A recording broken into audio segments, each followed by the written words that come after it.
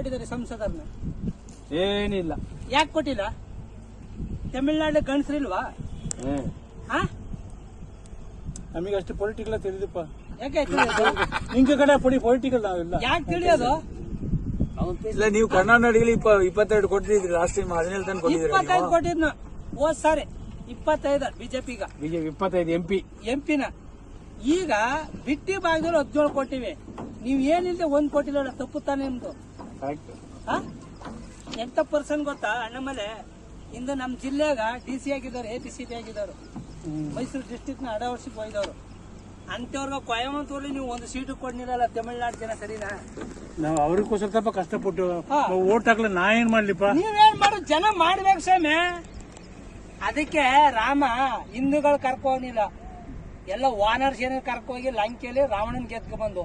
ಅದೇ ನಮ್ ಹಿಂದೂಗಳು ಕರ್ಕೋಗಿದ್ರ ಎಲ್ಲ ರಾವಣ ಐಶ್ವರ್ಯ ನೋಡಿ ಎಲ್ಲ ರಾವಣ ರಾಜ್ಯ ಸೇರ್ಕೊತಿದ್ರು ನಮ್ಮ ಹಿಂದೂಗಳು. ಅದಕ್ಕೆ ರಾಮ ಹಿಂದೂಗಳು ಕರ್ಕೋನಿಲ್ಲ, ವಾನರ ಸೇನೆಯವ್ರು ಕರ್ಕೋತು. ಅದಕ್ಕೆ ರಾಮ ಇದ್ದೇ ಗೆದ್ಕ ಬಂದು. ನಮ್ ಹಿಂದೂಗಳು ಕರ್ಕೋಗಿದ್ರ ಅವತ್ತು ರಾಮ ಇದ್ದೇ ಗೆಲ್ಲಕ್ ಆಯ್ತಿರ್ಲಿಲ್ಲ.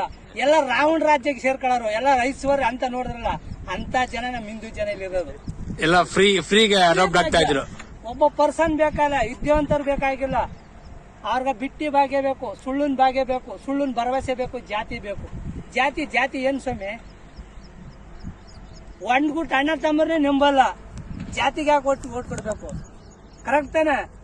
ಒಂದ್ ಗುಟ್ಟಿರೋರ್ಗೆ ನನಗ್ ಮನೆ ಬರ್ರಿ, ನನಗ್ ಗದ್ದ ಬರ್ರಿ ಅಂತ ಹೊಡೆದಾಡ್ಕ ಓಟ್ಗೆ ಹೋಯ್ತಾರೆ. ಜಾತಿಗೆ ಓಟಾಗಿ ಏನ್ ಪ್ರಯೋಜನ? ಅಣ್ಣಾಮಲೈ ಬಂದಿರ್ಬೇಕು. ಅಣ್ಣಾಮಲೈ ಒಂದಾರ ಬರ್ಬೇಕಾಯ್ತು ಸ್ವಾಮಿ, ಕೇಳತ್ತಾರ? ಅಣ್ಣಾಮಲೈ ಒಂದಾರ ಬರ್ಬೇಕಾಯ್ತು ನಿಮ್ ತಮಿಳ್ನಾಡ್ಲೆ. ಅಮ್ಮ ಪಕ್ಷ ಒಂದಿಲ್ಲ ಅಂತ ಸ್ಟಾಲಿನ್ ಮಗ ನಮ್ ಹಿಂದುತ್ವನ ಬೆಳೆದವ್ರಗ ನೀವು 40 ಸೀಟ್ ಕೊಟ್ಟಿದಾರಲ್ಲ, ಎಂತ ಮೂರ್ಖ ಮುಟ್ಟಾಡಿದಾರ ಅಲ್ಲಿ ಹಿಂದೂಗಳು. 39 ಸೀಟ್ ಕೊಟ್ರ ನಮ್ ಹಿಂದೂಗಳು ಜನ. ನಾವೇ ತುಂಬಾ ಕಷ್ಟವಾದ. ನೀವೆಲ್ಲ ಕಷ್ಟ ಇಲ್ಲ ಸಹ, ಜನ ಕಲಿಬೇಕು. ಕಲ್ತಿಲ್ಲ ಅಂದ್ರೆ ಏನು? ಈಗ ಕಲಿಲ್ಲ, ಇನ್ಯಾವಾಗ್ಲೇ ಸ್ವಾಮಿ ನಾವ್ ಕಲಿಯೋದು? ನಿಜ ರಂಗ. ಅದ ಸ್ಟಾಲಿನ್ ಮಗ ಎಂತ ಹೇಳಿಕೆ ಕೊಟ್ಟಿದ್ನ? ಸನಾತನ ಧರ್ಮನೇ ಇಲ್ಲ ಅಂತ ಕೊಟ್ರ. ಸನಾತನ ಧರ್ಮ ಇಲ್ದೆ ಹುಟ್ಟಿದಾನ? ಸನಾತನ ಧರ್ಮದಿಂದ ಹುಟ್ಟಿರೋದು. ಅಣ್ಣಾಮಲೈ ಬಂದಿರ್ಬೇಕು. ನಮ್ಮನೆ ಒಂದಾರ ಬರ್ಬೇಕಾಯ್ತು ಸರ್ ಆ ಸ್ಟೇಟಲ್ಲಿ.